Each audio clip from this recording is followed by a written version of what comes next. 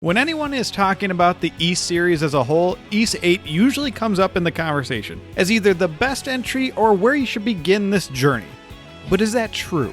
Are you one of those people who thinks this is the best Ys game to begin the journey for newcomers?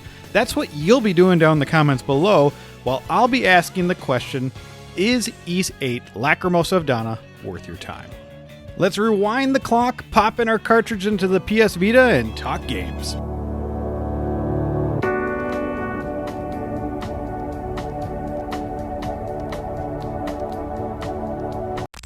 Actually, I mainly played the PS4 version, so sorry for the interruption. Start up the PS4 theme. Here you go. Okay.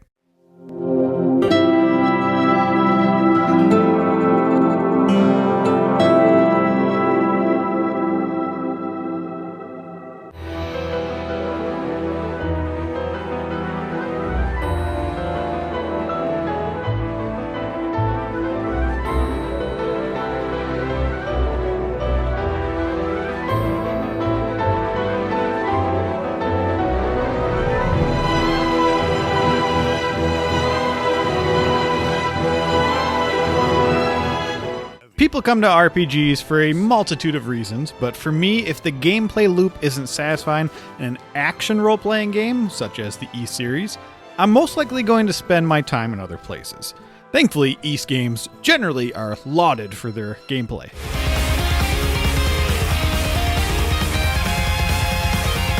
This is my Diablo. I find the grind to be absolutely satisfying, mainly because one or two levels in Ys games have such a dramatic shift in that power creep wonder.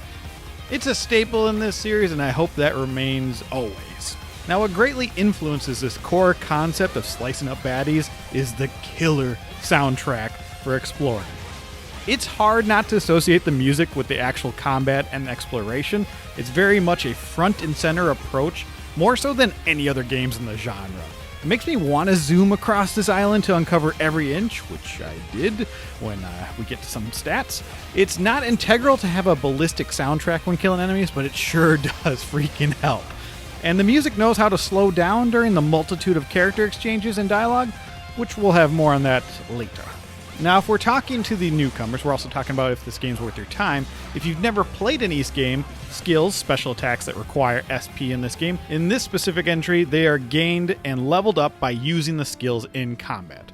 Very much like a Tales of series type game, you use your skills, you get new ones, but you also level up your skills. It's a very simple system that works wonders, because by the time you get one skill to max level, most likely you've gained 3 more to use. And I find grinding these skills out to max is a blast.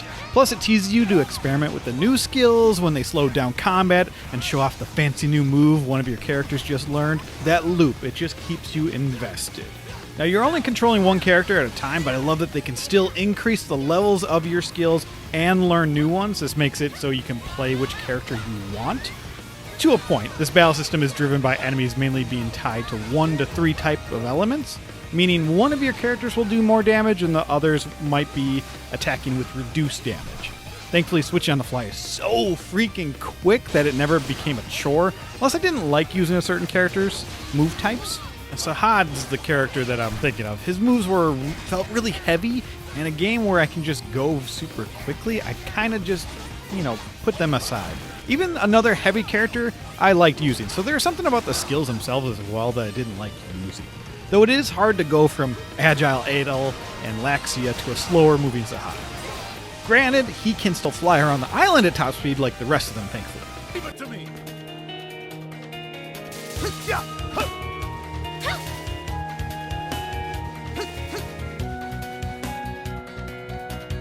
While you're killing all these baddies littered on this island, you're trying to rescue crewmates, you're getting materials in quick succession that can be used to create new accessories, weapons, and items useful in battle. There's that Diablo link for me, just having all these materials and constantly getting upgrades.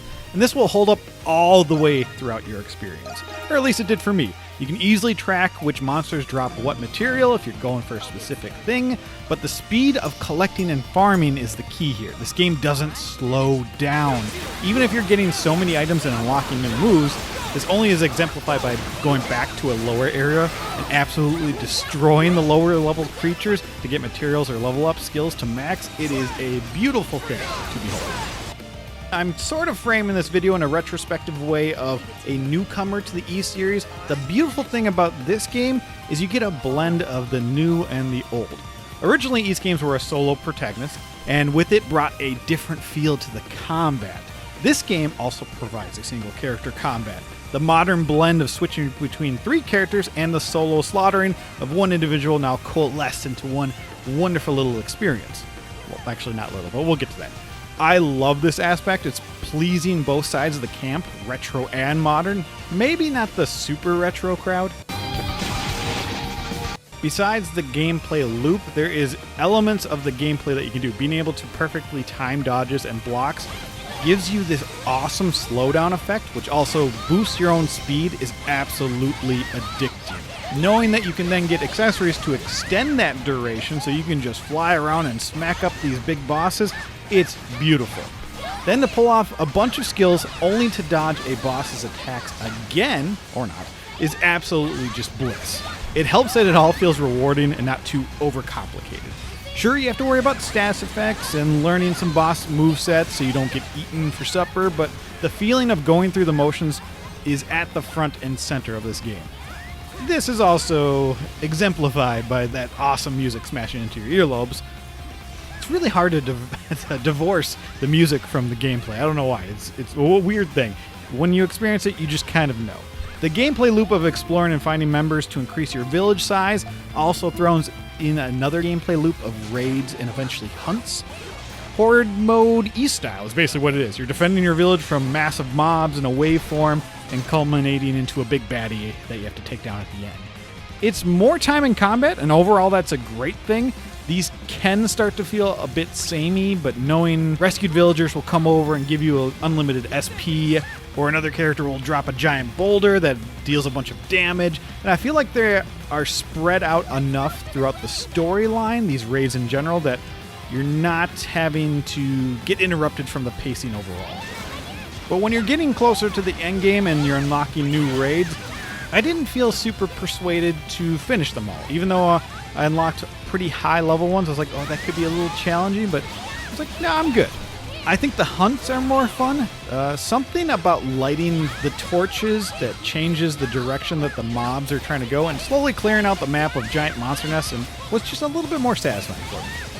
But I also didn't do all the extra ones towards the end game with those as well. But that could be influenced by an overall factor of the length of the game. But I cannot reiterate, something that did not get old throughout the entire experience was that slow down flash dodge. It just always just brings a spike of dopamine. So maybe it was just the raid formula that was messing with me, not the combat in particular. So just have to throw that in there. This is a longer game. I think that will come into the conversation about newcomers to the Ys series as a whole and whether it's worth your time. Well, let's break down some of these stats. This is my first time beating Ys VIII, so it's not like a replay or anything like that, and it took me 39 hours, 56 minutes, and 10 seconds on normal difficulty. I felt the compulsion to uncover 100% of the map, including finding every little landmark. There's something so satisfying of just going through a map and seeing that fog of war type thing and just spreading out and getting little rewards every 10% that you unlock. Oh, it's so good. My highest level was Adol and Ricotta at level 77 by the end of the game. My lowest level was Sahad at level 70. Treasure chest. I should just really go finish that up real quick, but, maybe I will. If I decide to play this game again, that'll be an easy thing to mop up in the trophies. I didn't fully master anyone's complete skill set. I was really close on a couple of them. My favorite characters to play as, Laxia, probably number one right there, especially has this move that she just starts flying through. It's one of the earlier skills she gets, and she just does this dash forward. It's so good early in the game, and I just kept using that for most of the game for traversal. Closely behind Laxia is Adol and Ricotta. Enjoyed basically all their moves and all just how they control. Listen, they're fun characters. I did get the true ending, which requires a reputation of 200 or more. And this is one of those games I really highly recommend going for that true ending because it is pretty wonderful. I swear I did all the village requests, but obviously I missed a couple, and I killed a lot of beasts, as you can see. Now, one thing you have to just know about Falcom games, this is a decent looking game. It's not anything spectacular. Now, that is because it was originally created for the Vita, so this is a Vita game at heart. But Falcom usually doesn't have the biggest budget going into games, but this has decent graphics. It's kind of that AAA, AA thing going on. But these teams that put these games together, man, it's just incredible that they can come up with such an interesting gameplay loop of unlocking new skills and items. And there's something innately satisfying about watching that map exploration. I have to say that again. But it is a longer game. Nearly 40 hours, an action role-playing game that some people could say would be repetitive, but you're hoping that you don't want it to end. But when I come to games, especially role-playing games, a lot of it's for the characters and the story. And if you come to the games for the story, know this. It's kind of boring. Oh, it almost even hurts to say that. Oh my gosh. But there is such a rift in my mind. The ending 2 chapters of this game, plus the true ending, are so freaking good. Seriously, this game goes in a direction I never really thought it would, and it's awesome in the best of ways. But it is muddled by very boilerplate story beginnings.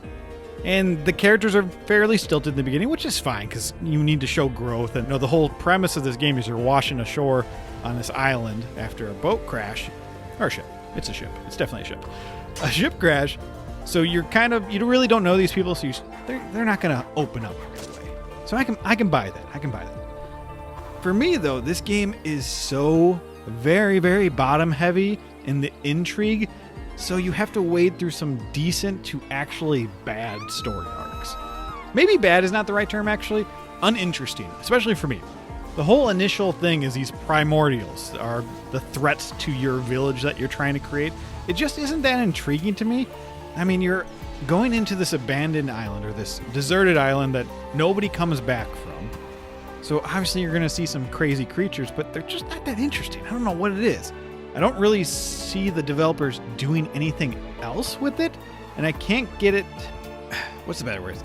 I can't get it out of my head that me wanting to progress has nothing to do with figuring out the behaviors of these thought-to-be extinct beasts.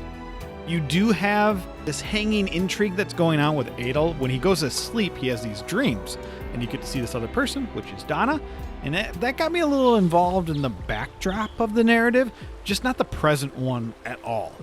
It's not until you discover many hours into the game a place that is recognizable from the dream world. There the intrigue starts getting me. Huh? Think I see ruins out there. But it takes a while to get there. There's some interluding story bits. A string of murders turns out to be a letdown for me.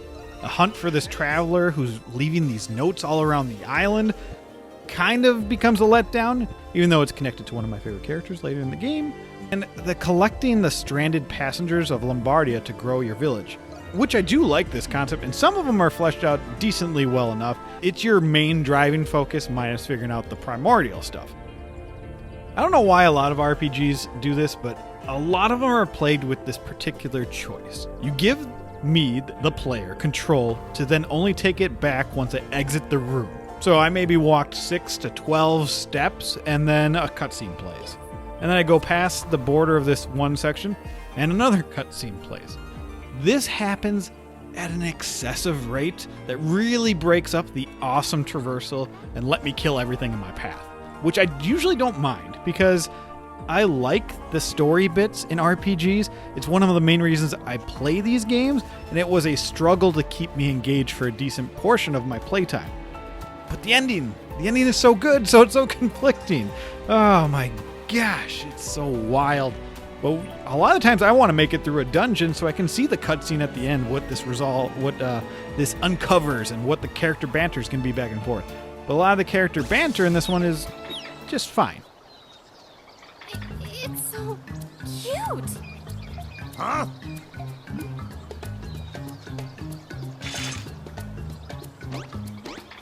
But what's more than fine is the build-up and the new twist they reveal towards the end. The new characters that come along in a good way that actually links to the beginning story arcs, doesn't make those initial story beats any more interesting, But a whole new aspect of our character arcs and what they're willing to sacrifice, man, it's such a ramp up to the end. It's excellent. I just wish the game had that momentum all the way through. Problem is, I know you can't have that way. And I don't know how else you would have structured this game in general. You can't have crazy reveals all the time. It just wouldn't make sense from a story aspect, and it would make the beginning seem trivial in comparison, which I suppose a lot of JRPGs do this now that I'm thinking about it. But a decent chunk are a bit more nuanced in their approach. This could be a matter of taste seeping in. I accept that as well. A strong RPG, in my eyes, has a strong cast of characters. Doesn't have to be. Played plenty of games that didn't have the best party makeup, but I liked a couple of them.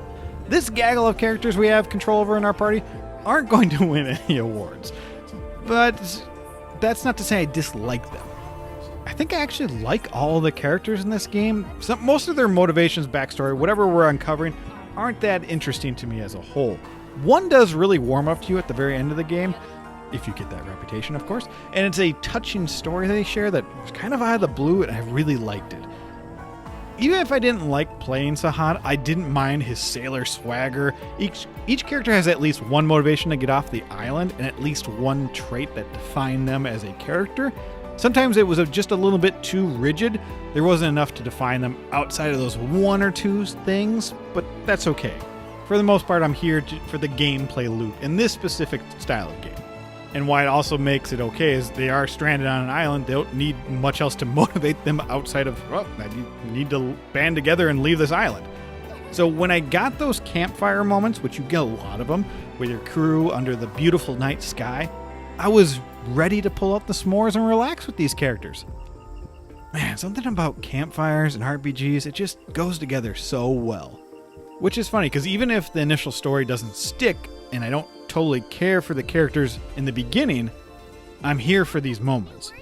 And I've learned that I can finish a game if I've got a killer gameplay loops and awesome music to back my killing frenzy. Well, I love platformers, so that's kind of a given too, so... Mamma mia! I think the individual struggles these characters go through does get a nice little bow at the end of this game. Each character feels different to control. Each character has unique traits and styles to their specific skills, which I really enjoy. And I really like this idea of this dual protagonist, Adol and Dana. I think that makes for an intriguing story premise and setup. Whether it delivers on all those fronts, we'll talk about in a spoiler section, which this is your little notice. We're going to talk spoilers, but if you want to know if this is the best place to start your Ys journey, skip ahead and use those timestamps below. And while you're going down there to click on some timestamps, you might as well just click that like button. That's a little gameplay loop for you, and you can just get right back to the video. It's pretty awesome. You know what's the best part about these spoilers? Lacrimosa of Dana might be the most literal title ever, and when the pieces come together, it's so awesome. Dana becomes a freaking goddess. How freaking cool is that? And now, she is here. The newest member of the Pantheon. Dana, the goddess of evolution.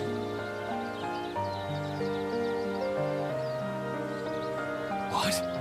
Oh man, I really like this idea of this tree creating this apocalypse to further evolution, because that ties in with the primordials, the things going extinct or what they thought was extinct, a continued cycle to get us to, well, the humans that have now landed on this island. And when the wardens get introduced, I was like, okay, here we go. Here's something even more intriguing. I was curious about how the civilization fell, what that whole storyline was going to be, how they were going to link Dana from the past to the future. So why does she come into our party? What was the reasoning? Are we going to kill a god? Because that's what every RPG comes to. Well, sort of. This one does. We're killing the origin of all life to wipe the slate clean. And I love that we actually end up destroying the world and people's memories of Dana and the entire world. Man, even on the true ending too, we get that nice taste of seeing Dana there, but nobody remembers her. All the other people in the village that you created, oh man, it's a strong emotional ending when I wasn't getting too many emotional ties in the beginning of this game. I didn't think I would care about that, but knowing that those people around you don't even remember her. The civilization that she created and her past memories, they're just gone. The entire world's gone. That's some heavy stuff, and I like it.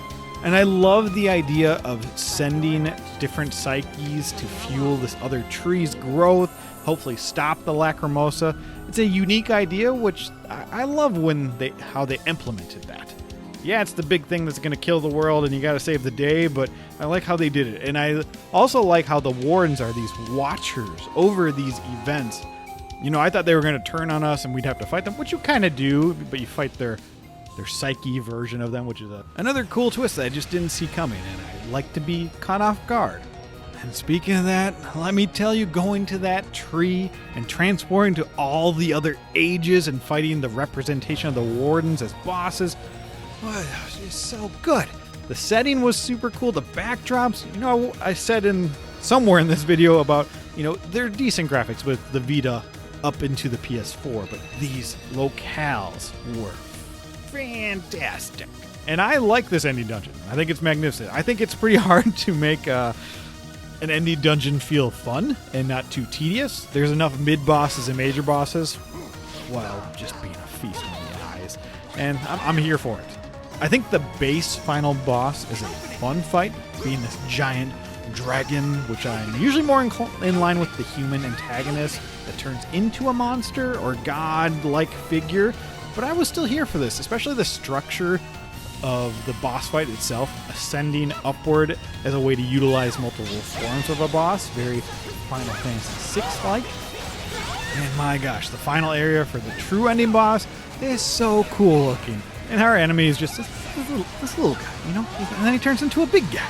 But the actual arena, absolutely beautiful. And I loved both of these boss fights. I thought they were incredibly fun to play. Yeah, man, this game just ends so well. It makes me really struggle where it lands on the pantheon of action RPGs, and as the E-series as a whole. Also, shout out to Hydra. That character's design is so freaking cool. It might be my favorite... No, it's definitely my favorite Warden design. It might be my favorite design in this entire game. Now, I feel like there is a slight disconnect in the story sections where you're playing as Donna and what the impact is. Now, I know they wouldn't want to unveil all the craziness right away, but I feel like the drip feed method doesn't totally work. I do love, even before you get to play as Donna herself, those beige, like artwork drawing images that Adol is seeing in his dreams before, you know, the very beginning portions. I think those are really cool, and you do get to see the god very, very briefly in one of those. I think it's actually when you're Donna and she's looking at something and she gets a quick flash of an image. I think that's super cool. I was like, wonder when this lady's going to come out. Referenced it in the beginning of this video. I really like Hummel's ending character arc. It just threw me for a loop. He opens up to you. His story is really cool. I love how they animate it in that similar style of the Donna dreams. Man, did not expect that. Super cool. I didn't Laxia's was okay. Sahad's tie-in with the ghost ship, because of course there's got to be a ghost ship in every RPG, you know? That was okay too. I really like Ricotta's relationship with, I can't even remember his name, but her dad, and how they're going to be explorers, and, you know, Adol's so intrigued by Africa. For some reason, I really like that when the nun lady in the village, like, rips her skirt off, and she's like, what is going on? Adol's just breaking hearts left and right, too. All these girls seem to love him. He's leaving behind a treasure trove over there. I did like the captain dying, and I liked the grave and all that. But those secondary things didn't hit me really hard. Sometimes the captain thing was like, that's okay, because I didn't really like the killer reveal. I thought it was... I like that it was the doctor, but I just didn't like the thing. The entire beginning of that part, it just seemed a little too hokey for me. Which it's really hard to toe that line, because Sahad kind of brings that goofy flair to this game, and so does Ricotta here and there. And I like that in these games. I think you need that. But I think there was just a little bit too much in the beginning, not dire enough. Or the balance was just a little off. Maybe I'm more than a little. But Donna's story as a whole, that's the landmark here. And of course, Adol just being Adol. But Donna's, I feel like her arc was really well done. And her turning into the goddess, oh, so freaking good. Especially if you've played past games and you know about the goddesses and their influence on the Ys series as a whole is just such a cool twist. I did not see it coming. Knowing that evolution was such a big thing in this one, at least Laxi is going to become a professor of evolution. The primordials. She's got that. The girls are winning, and then, well, did Donna really win? Becoming a goddess? Will she even remember at the end of the day? I don't know. Those are the type of questions that are going to make me not sleep at night. I love it. Yeah. I love it. Thank you. Adol, though you only came to know me after you arrived on this island, I've known you for a very long time. When I was all alone in this world, in the midst of despair, seeing how you and your friends lived gave me the strength to go on. Thank you from the bottom of my heart for giving me that strength. Thank you from the bottom of my heart for accepting me as your friend. And finally, thank you from the bottom of my heart for finding me.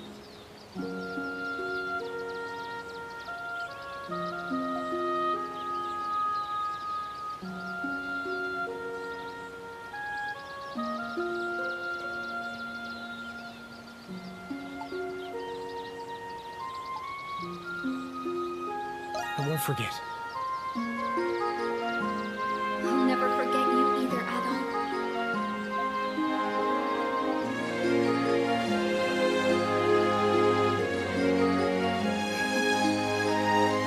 I'm glad I finally got to keep this promise.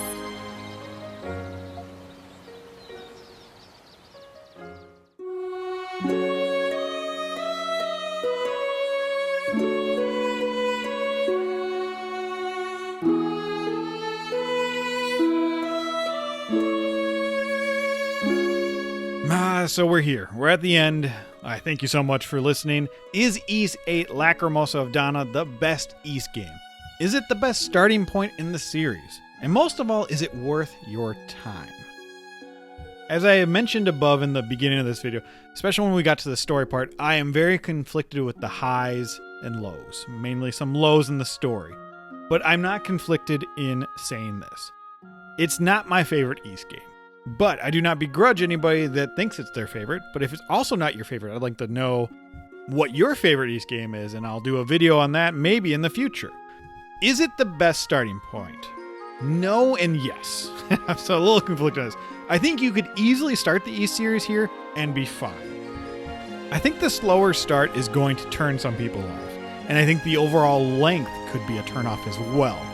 But I wouldn't dissuade you from jumping in at this point either, because it gives you that flavor of modern Ys battle system and what the past games were like too. But knowing other Ys games can be finished in a fraction of this time sometimes, it depends what you're looking for, and it kind of depends on you as the person, who you're going to recommend. I myself would be a little skeptical about recommending this as a starting point, but I wouldn't, I would just be a little wary. Because first impressions are huge, and if somebody's not vibing with the slow start, the constant interruptions of the story to gameplay loop, but then they get to that awesome music playing and you're slaughtering things and you're going super fast, maybe that's enough to get them going. Just be cautious. Most importantly, though, is it worth the time? It was worth my time mainly because of the excellent ending that I think you should experience. That in itself made it worth it for me, and I won't be forgetting that portion of the game for a long, long time. Which is crazy because I thought this was all going to be about the battle system at the end of the day in those final chapters. Oh, my gosh.